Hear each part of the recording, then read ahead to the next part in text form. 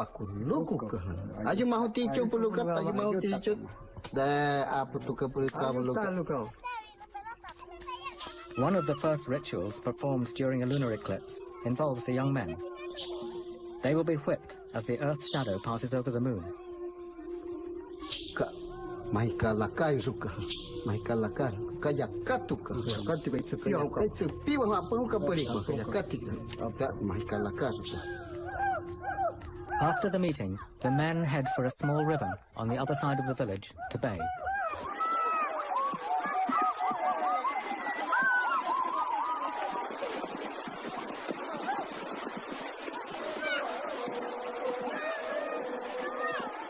Before the leaders inform the young men that they will later be whipped, they must be sure that the eclipse really will take place. Traditionally, it's the shaman who predicts an eclipse, and a shaman has more than one way of knowing.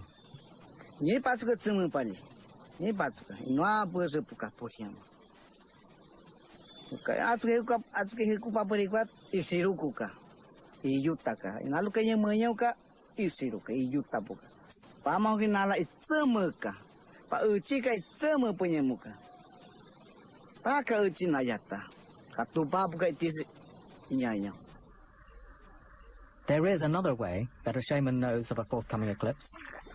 Animal behavior is affected by the moon. Though an untrained ear might not notice these subtleties, it's the skill of a medicine man to be aware of these natural signs. The name of the village shaman who predicted the eclipse is ᴜᴟ. He fears the eclipse. The moon is a powerful creation spirit that will menstruate and even drip blood on the earth.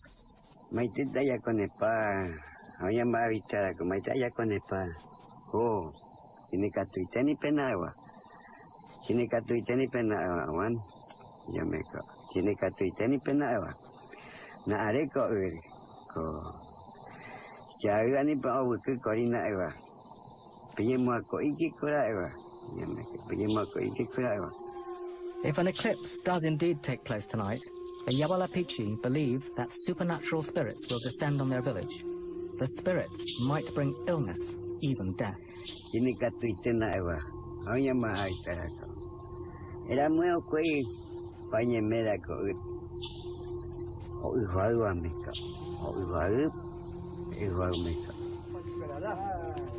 Shortly before midnight, the eclipse begins. Chief Aritana has already called the young men to the men's hut for the rituals to begin.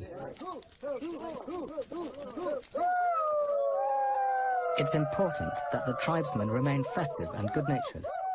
If they don't, then the spirits might punish them. An eclipse is seen as a time of renewal and an awakening.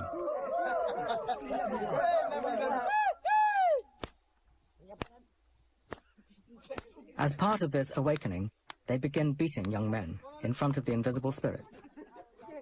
The spirits are not offended by laughter or jokes, only if they're forgotten or ignored. The whipping is considered to make the young warriors more courageous. They rid themselves of old fears by running off into the dark.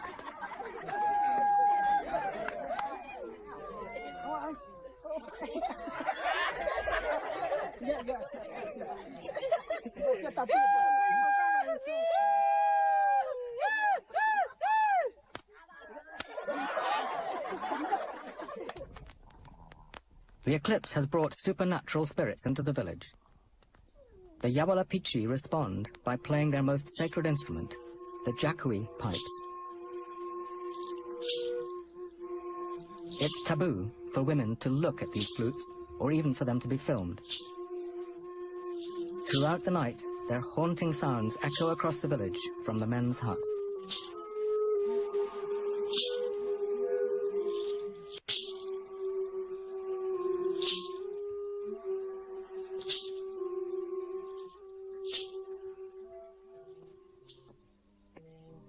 It's the first morning after the eclipse, and the cycle of ceremonies continues. A group of musicians awaken the village with their flutes.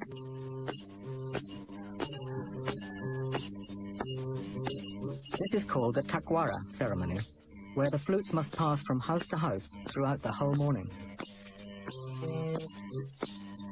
Inside the long houses, young women are being painted up to join the procession. Both mother and daughter want to please the spirits of the eclipse and show them the effort they've made to enchant them. The flute procession continues along the ring of houses, heralding the day of the dances ahead. Grass fibers are tied in a girdle around the girl's waist. A short reed provides the final detail. It's alluring, and it shows off her feminine beauty.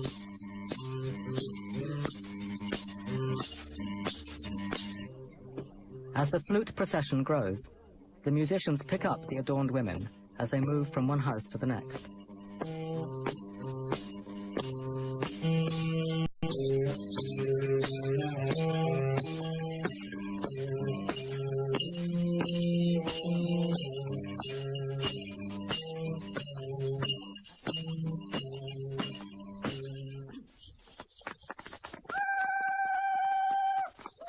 The next dance in the cycle of ceremonies is the Tapana Warana.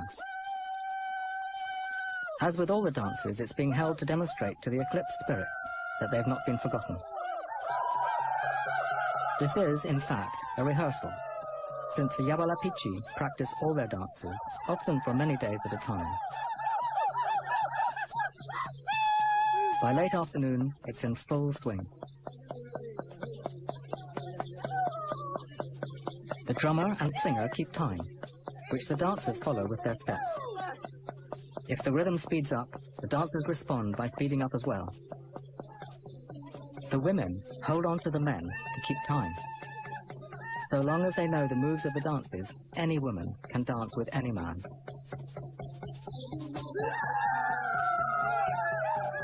The whole dance tells a mythical story about spirits of the water world. The movements of the dance, especially the swinging of arms, symbolized fish swimming in water.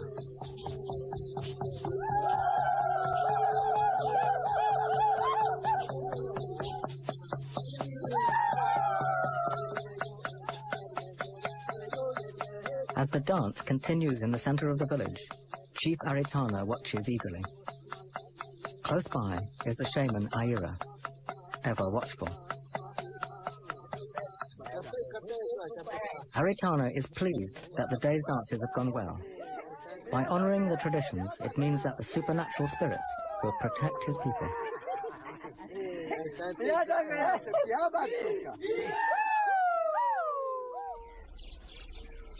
Dawn, on the second day after the eclipse.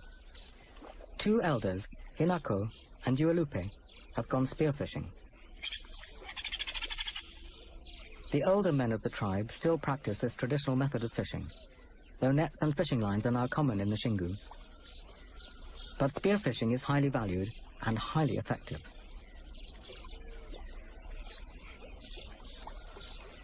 The arrows used for spearfishing have two prongs, giving the fisherman a better chance of hitting the slippery fish than a single point. The hunter must not only be able to spot the fish through the water's glare, but aim through the surface, which distorts the true position of the fish.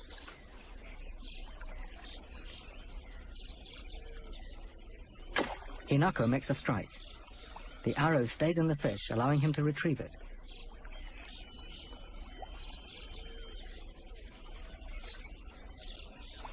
It's a perfect shot, but if he doesn't make sure the fish is dead, it might wriggle out of the canoe.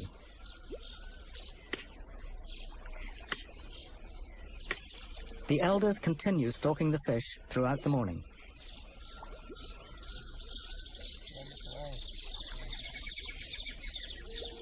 Yabalapichi fishermen know their environment intimately, especially where the fish hide at different times of day and in different seasons.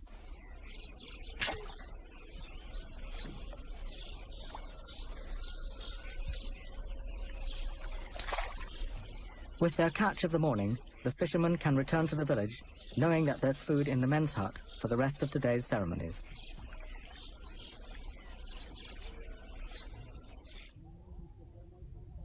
In the center of the village, Chumin, the champion wrestler, waits by the men's hut for the other young men to join him. They've arranged to practice hooka wrestling in preparation for a contest that will take place during the next eclipse ceremony. The young men are nervous. Wrestling matches are lively events where their skills will be on show for everyone to see. Training takes place on the sacred ground in front of the men's hut. Wrestling in the Xingu is known as huka huka, after the taunting sounds the opponents make. These mimic the roar of a jaguar and are intended to frighten and intimidate. Winning is straightforward. Either grab both your opponent's legs or throw him on his back.